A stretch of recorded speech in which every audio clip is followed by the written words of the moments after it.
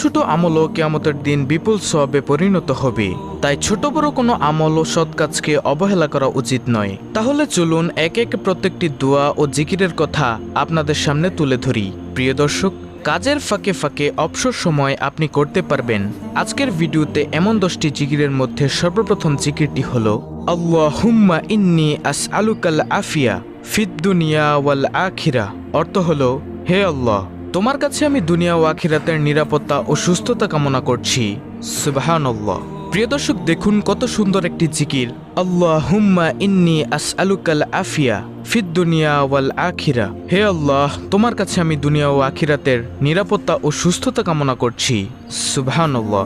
অর্থাৎ আপনি যদি খালেস অন্তরে শিরক মুক্ত থেকে, গুনাহ মুক্ত থেকে প্রতিনিয়ত এই জিকিরটি করেন, তাহলে আল্লাহ তাআলা আপনাকে দুনিয়া ও আখিরাতের নিরাপত্তা দান করবেন এবং আল্লাহ রাব্বুল আলামিন আপনাকে সুস্থতা দান করবেন।